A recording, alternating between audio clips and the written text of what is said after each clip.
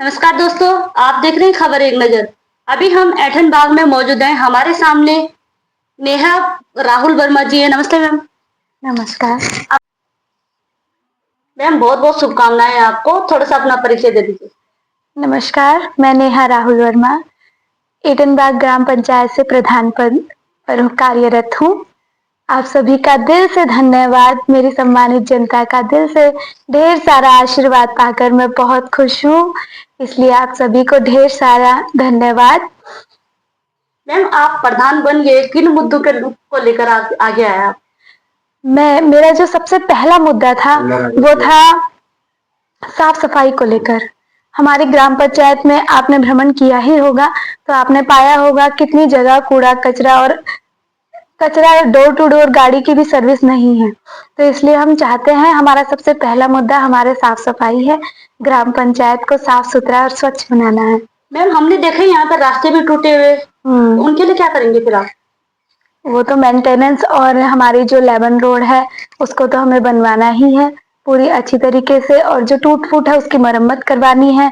कुछ ऐसे भी रास्ते हैं जहाँ पे रोड बनी ही नहीं है पिछले 5-6 सालों से, तो हमें वो भी बनवाना है। मैम आपने देखा होगा जो नई पीढ़ी है वो नशे की ओर जा रही है, उसमें फिर क्या करेंगे आप? मैम उसके लिए हमने बहुत कुछ सोचा है। हमें युवाओं को काउंसलिंग भी देनी है और नशा मुक्ति अभियान भी छेड़ना है। हमें उसके लिए जगह जगह जाकर हमें इसके लिए लोगों को जागरूक करना है। और अगर हो सका, अगर हमें बहुत ज्यादा लगा कि हमें अपनी पंचायत में नशा मुक्ति केंद्र भी खुलवाना पड़ा, तो हम उसके लिए भी कार्य करेंगे। थोड़ा सर से भी बात करेंगे। नमस्ते सर। नमस्कार मैम। सर कितनी वोटों से आपकी जीत हुई? मेरी करीबन 85 वोटों से जीत हुई है। क्या क्या मुद्दे रखे हैं आपने विकास के? ये विकास का हम पिछले 12 वर्षों से सामाजिक कार्यों में जुटे हुए हैं। मैम पिछले 12 वर्षों से एक विजन लेके चल रहे हैं समाज के लिए। अभी हमें लगता है कि अब हमें मौका दिया है जनता ने, हमारी सामान्य जनता ने, हम उस सारे विजनों पे काम करें। कोई कार्य बता सकते हैं आप जो? बिल्कुल बिल्कुल, मैं आपको एक चीज बताना चाहता हूँ। हमारी अभी जो धर्मपत्नी ने आपको बताया होगा, सबसे पहले हमारे यहाँ सफाई अभियान और नशा मुक्ति अभियान। उसके बाद टूटी फूटी जो रोडें हैं अभी इनकी मरम्मत करवानी है। नई रोडों को अभी हमें डेवलप कराना है। नालियाँ हैं, बहुत सारी चीजें हैं।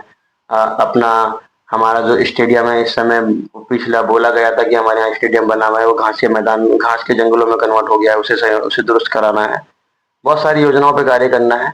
अब हमें जैसे ही चार्ज मिलता है, पदभार मिलता है, उसके बाद हम सभी मुद्दों पर कार्य करना शुरू करें। अभी आपने बोला है कि हमने समाज सेवा कर रखी है, तो बता सकते हैं मैंने? हाँ, आपको बताना चाहता हूँ, समाज सेवा का मतलब आपको पता ही होगा। समाज सेवा जनता के हित के लिए हमेशा खड़े रहना, जनता के साथ खड़े रहना। और जिसमें का पिछले 12 वर्षों से मैं निरंतर जो छोटे बड़े लोगों के कार्य रहे उसमें मैं खड़ा रहा। और आपको मेरे द्वारा जो हॉस्पिटल की सेवाएं लोगों को उपलब्ध कराना है, नॉर्मल जो आपका लोग हैं, आयुष्मान योजना है और राशन कार्ड वगैरह जितने भी चीजें होती हैं, हम सभी मुद्दों पर खड़े। लेकिन बीच में जब हमें एक मौका मिला कोरोना कार्यों में, हमने पर्सनली घर घर जाकर भी जिनको जरूरत पड़ी ऑक्सीजन सिलेंडर में 250 से ज्यादा घरों में हमने जाकर सिलेंडर पहुंचाया। 4000 से ज्यादा लोगों के घरों में राशन भी हमने जो जनता की सहयोग से, आशीर्वाद से हमने सेव कार्य करने का करी। बाकी निरंतर जो मेरे लाइफ जो अंदर छोटा मोटा मुझे जो समझा, जिस चीज के लिए मुझे बुलाया, मैं उनके लिए उपस्थित रहा।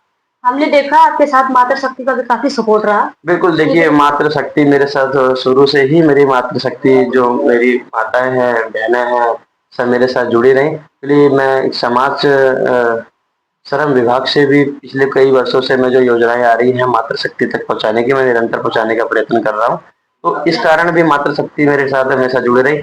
जो छोटी छोटी उनकी जरूरतें थी घर के लिए, उनका निजी जो चीजें होती हैं, जैसे आधार कार्ड बनवा देना, आयुष्मान कार्ड बनवा देना, राशन कार्ड बनवा देना, बिजली पानी के बिलों में संशोधन करवा देना, इन सारी चीजों से मैं इनके बीच में हमेशा उपस्थित रहा। इससे मातृ शक्ति मेरे साथ हमेशा जुड़ी रही और बढ़ चढ़कर हमारा सबने हमें आशीर्वाद दिया और सहयोग दिया, जिससे आज हम विजय प्राप्त करते हैं।